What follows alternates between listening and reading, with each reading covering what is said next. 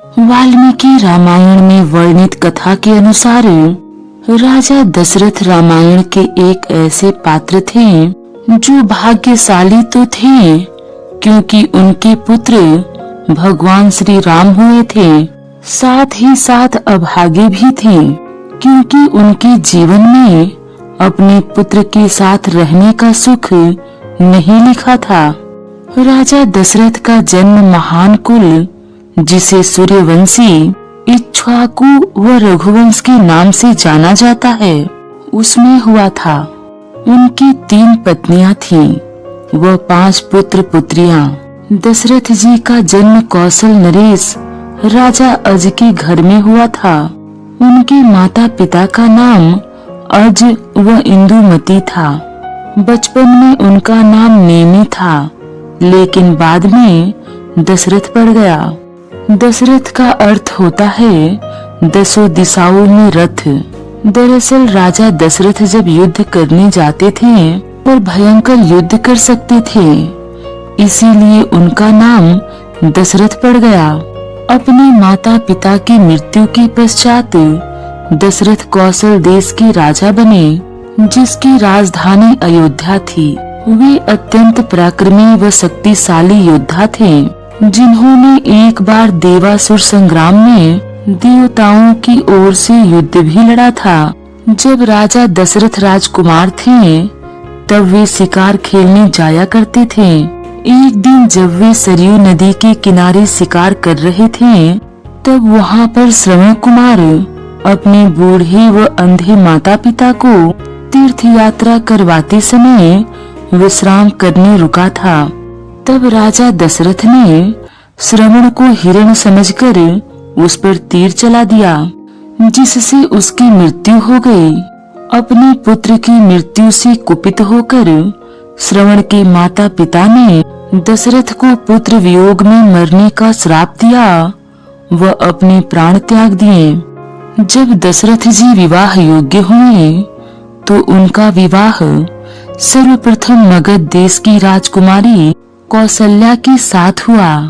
उसके बाद उन्होंने 2 और विवाह किए जिसमें उनकी दूसरी पत्नी कैकेयी देश की राजकुमारी कैकेयी और तीसरी पत्नी काशी देश की राजकुमारी सुमित्रा थी। विवाह के कुछ समय पश्चात दशरथ व कौशल्या के घर एक पुत्री का जन्म हुआ जिसका नाम शांता था। वर्षिणी जो कि रानी कौशल्या की बहन व अंग देश की महारानी थी, एक दिन अपने पति राजा रोमपद के साथ दशरथ जी के महल में आई हुई थी। उनकी कोई संतान नहीं थी।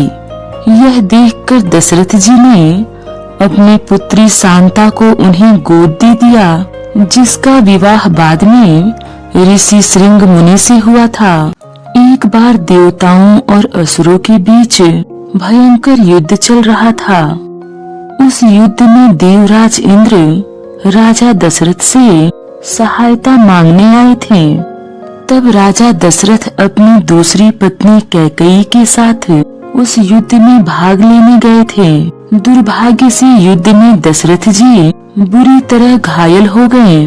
तब कैकेयी ने ही अपनी समझदारी से राजा दशरथ के प्राण बचाए और उनका उपचार किया था। रानी कैकेयी की चतुराई और उनकी कर्तव्य निष्ठा से प्रसन्न होकर राजा दशरथ ने उन्हें 2 वर मांगने को कहा। तब रानी कैकेयी ने उस समय तो कुछ नहीं मांगा, लेकिन दशरथ जी से यह कह दिया कि समय आने पर वह उनसे यह 2 वर मांग लेगी। राजा दशरथ ने कैकेयी को वो 2 वचन कभी भी उनसे मांगने को कह दिया। कई वर्षों तक राजा दशरथ को कोई पुत्र प्राप्त नहीं हुआ। इससे वे बहुत चिंतित थे क्योंकि अयोध्या की प्रजा अपने अगले राजा के जन्म लेने की प्रतीक्षा में थी। तब राजा दशरथ ने अपने राजगुरु ऋषि वशिष्ठ के परामर्श पर अपने दामाद ऋषि श्रृंगी मुनि से संपर्क कर पुत्र कामेष्टि यज्ञ आयोजित करवाया। उस यज्ञ के फलस्वरूप ऋषि श्रृंगी मुनि ने उन्हें एक खीर का प्याला दिया जिसे तीनों रानियों को खाना था। वह खीर का प्याला तीनों रानियों ने आपस में बांटकर खा लिया। पुत्र कामेष्टि यज्ञ की फलस्वरूप राजा दशरथ के घर 4 पुत्रों का जन्म हुआ। इसमें उन्हें अपनी सबसे बड़ी रानी कौसल्या से श्री राम प्राप्त हुए, जो स्वयं भगवान विष्णु के अवतार थे। दूसरी रानी कैकेयी से उन्हें भरत तथा तीसरी रानी से पुत्र लक्ष्मण व शत्रुघ्न की प्राप्ति हुई। कुछ वर्षों तक राजमहल में उनका लालन पालन करने के पश्चात राजा दशरथ ने उनका विद्या संस्कार करके महर्षि वशिष्ठ के आश्रम में शिक्षा ग्रहण करने भेज दिया। जब चारों भाई अपनी शिक्षा पूर्ण करके वापस अयोध्या आ गए तो राजमहल में फिर से खुशी छा गई। राजा दशरथ भी अपने सभी पुत्रों के चरित्र को लेकर बहुत प्रसन्न थे तथा वे अब अपने उत्तरदायित्व से मुक्त हो जाना चाहते थे। तब उन्होंने अपनी मंत्री परिषद बुलाकर विचार विमर्श किया कि अब उन्हें अयोध्या का राज सिंहासन अपने सबसे बड़े पुत्र श्री राम को देकर संन्यास ले लेना चाहिए। राजा दशरथ के इस प्रस्ताव से सभा में सभी सहमत थे तथा राजगुरु महर्षि वशिष्ठ ने भी इसकी आज्ञा दे दी। यह बात उस समय की है जब राजा दशरथ के 2 पुत्र भरत और शत्रुघ्न अपने नाना के घर कैकेयी राज्य गए हुए थे। दशरथ जी ने श्री राम को बुलाकर अपना निर्णय सुना दिया, जिसे श्री राम ने भी पिता की आज्ञा मानकर स्वीकार कर लिया। राजा दशरथ ने अगले दिन श्री राम के राज्याभिषेक की घोषणा पूरे राज्य में करवा दी। इस घोषणा से चारों ओर उल्लास का वातावरण छा गया, लेकिन मंथरा, जो कि कैकेयी की सबसे प्रिय दासी थी, उसने कैकेयी को भड़का दिया तथा उसके पुत्र भरत को राजा बनाने को कहा। तब मंथरा की योजना के अनुसार कैकेयी उस रात को कोप भवन में चली गई। कोप भवन वह होता है जहाँ रानी अपने सभी आभूषण, राजसी वस्त्र इत्यादि त्याग कर राजा से नाराज होकर चली जाती है। फिर उस रात राजा को अपनी रानी को मनाने कोप भवन में अवश्य जाना होता है। जब राजा दशरथ को यह बात पता चली तो वे आनन फानन में कोप भवन गए। राजा दशरथ कैकेयी का यह स्वरूप देखकर अत्यंत डर गए तथा उनसे जो इच्छा हो वह मांगने को कहा। तब कैकेयी ने अपने वही 2 वचन मांगे जो उन्होंने देवासुर संग्राम में उसे दिए थे। राजा दशरथ इसके लिए तैयार हो गए तथा उससे कुछ भी मांग लेने को कहा। तब कैकेयी ने अपने 2 वचनों में भरत का राज्याभिषेक और श्री राम को 14 वर्ष का वनवास मांग लिया। यह 2 वचन सुनकर राजा दशरथ अंदर तक हिल गए थे तथा विलाप करने लगे थे।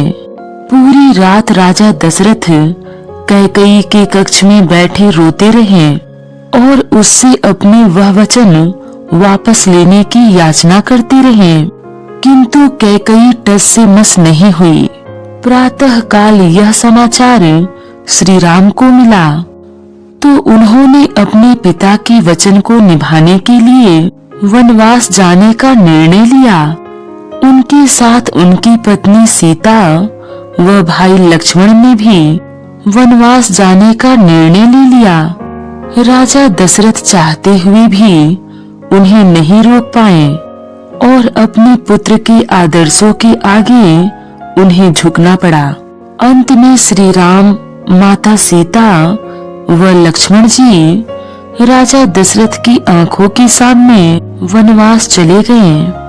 श्री राम के वनवास प्रस्थान के पश्चात राजा दशरथ बुरी तरह प्रलाप करने लगे थे। तब जैसे ही उन्होंने कैकेयी को देखा तो उनका क्रोध फूट पड़ा।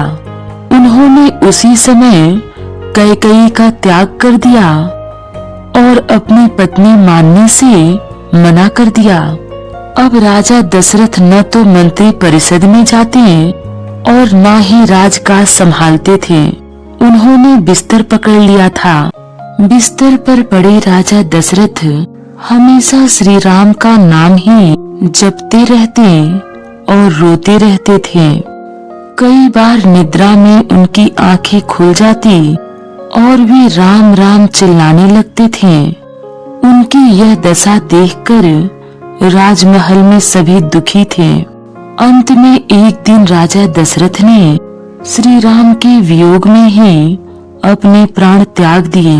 अपनी मृत्यु से पहले उन्हें श्रवण कुमार के माता पिता का दिया हुआ श्राप याद आया जो उन्होंने उसे दिया था।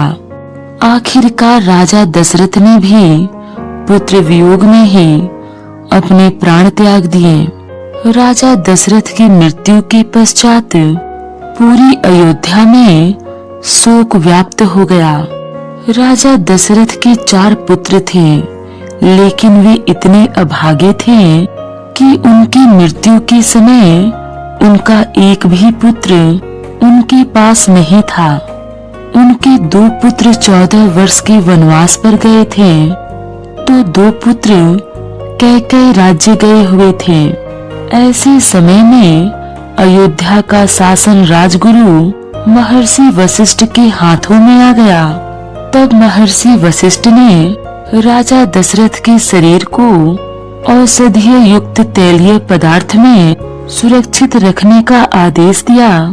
इसके साथ ही उन्होंने कुछ सैनिकों को तुरंत कैकेयी देश जाकर भरत और शत्रुघ्न को शीघ्र गति से अयोध्या लौटने का आदेश दिया। महर्षि वशिष्ठ का आदेश पाकर भरत और शत्रुघ्न तुरंत अयोध्या के लिए निकल पड़े। वापस आकर उन्हें संपूर्ण घटना का ज्ञान हुआ।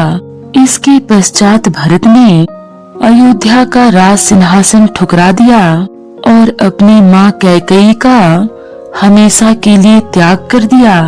उन्होंने विधिवत अपने पिता राजा दशरथ का अंतिम संस्कार किया और श्री राम को वनवास से वापस लेने चित्रकूट के लिए निकल पड़े।